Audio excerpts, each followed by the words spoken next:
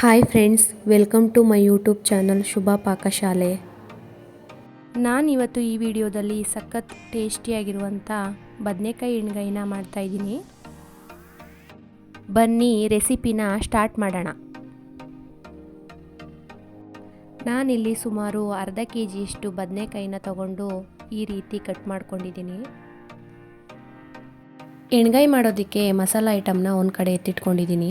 ಒಂದು ಬೌಲ್ ಹುರಿದಿರುವಂಥ ಕಡಲೆ ಬೀಜ, ಸ್ವಲ್ಪ ಕಾಯಿ, ಒಂದು ಟೊಮೊಟೊ, ಸ್ವಲ್ಪ ಶುಂಠಿ, ಕೊತ್ತಂಬರಿ ಸೊಪ್ಪು, ಒಂದು ಮೀಡಿಯಮ್ ಸೈಜ್ನ ಈರುಳ್ಳಿ, ಮನೇಲೇ ಮಾಡಿರುವಂಥ ಸಾಂಬಾರು ಪುಡಿನ ತಗೊಂಡಿದ್ದೀನಿ.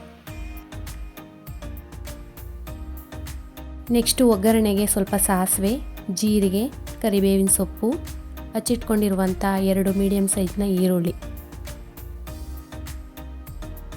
ಧನಿಯಾ ಪುಡಿ, ಮೆಣಸಿನ್ಕಾಯಿ ಪುಡಿ, ಅರಿಶಿನದ ಪುಡಿ, ಸ್ವಲ್ಪ ಎಣ್ಣೆ, ರುಚಿಗೆ ತಕ್ಕಷ್ಟು ಉಪ್ಪು. ತೊಗೊಂಡಿದ್ದಂಥ ಮಸಾಲ ಐಟಮ್ನ ಮಿಕ್ಸಿ ಜಾರಿಗೆ ಹಾಕಿ ನುಣ್ಣಗೆ ರುಬ್ಕೋತಾ ಇದ್ದೀನಿ. ನೆಕ್ಸ್ಟು ನಾನಿಲ್ಲಿ ಒಂದು ಕಡಾಯಿನ ತಗೊಂಡು ಅದಕ್ಕೆ ಎಣ್ಣೆನ ಹಾಕ್ತಾಯಿದ್ದೀನಿ. ಎಣ್ಣೆ ಬಿಸಿ ಆದ ನಂತರ ಸಾಸಿವೆ,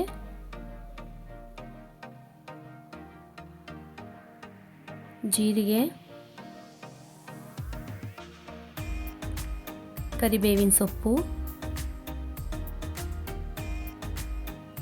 ಹಚ್ಚಿಟ್ಕೊಂಡಿರೋಂಥ ಈರುಳ್ಳಿನ ಹಾಕಿ ಗೋಲ್ಡನ್ ಬ್ರೌನ್ ಬರೋವರೆಗೂ ಈರುಳ್ಳಿನ ಹುರ್ಕೋತಾ ಇದ್ದೀನಿ.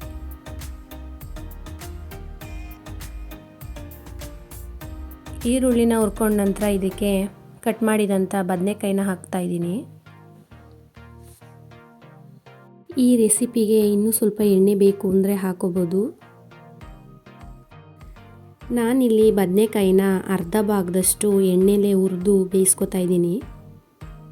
ಹೀಗೆ ಎಣ್ಣೆಲೇ ಹುರಿದು ಬೇಯಿಸೋದ್ರಿಂದ ಬದನೆಕಾಯಿ ಚೆನ್ನಾಗಿ ಬೇಯುತ್ತೆ. ನೆಕ್ಸ್ಟು ನಾನಿಲ್ಲಿ ತೊಗೊಂಡಿರುವಂಥ ಸ್ಪೈಸಸ್ನ ಹಾಕಿ ಮತ್ತೆ ಹುರ್ಕೋತಾ ಇದ್ದೀನಿ. ಬದನೆಕಾಯಿ ಈ ಕಲರ್ ಬರೋವರೆಗೂ ಹುರಿದು ಅದಕ್ಕೆ ರುಬ್ಬಿರುವಂಥ ಮಸಾಲಾನ ಸೇರಿಸ್ಕೊತಾ ಇದ್ದೀನಿ.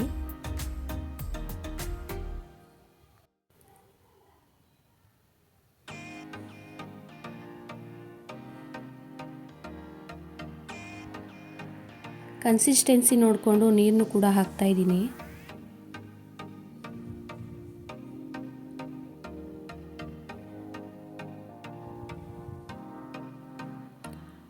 ಸ್ವಲ್ಪ ಇದು ಕುದಿ ಬಂದ ಮೇಲೆ 1 ಟೇಬಲ್ ಸ್ಪೂನ್ ಉಪ್ಪನ್ನು ಕೂಡ ಹಾಕಿ ತಿರುಗಿಸ್ತಾ ಇದ್ದೀನಿ.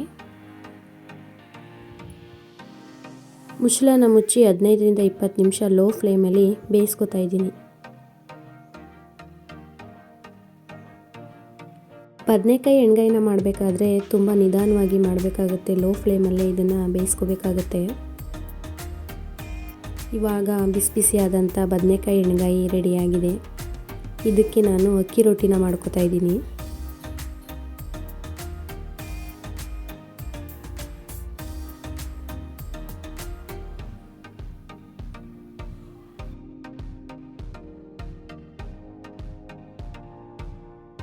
ಯಾರಿಗೆಲ್ಲ ಬದನೆಕಾಯಿ ಅಂದರೆ ಇಷ್ಟ ಇಲ್ವೋ ಅವರು ಒಂದು ಸಲ ಈ ರೆಸಿಪಿನ ಮಾಡ್ಕೊಂಡು ನೋಡಿ, ತುಂಬ ಇಷ್ಟಪಟ್ಟು ತಿಂತೀರಾ. ಅಕ್ಕಿ ರೊಟ್ಟಿ ಜೊತೆ ಬದನೆಕಾಯಿ ಎಣ್ಗಾಯಿ ಸವಿಯಲು ರೆಡಿಯಾಗಿದೆ. ತುಂಬ ಟೇಸ್ಟಿಯಾಗೂ ಕೂಡ ಇದೆ.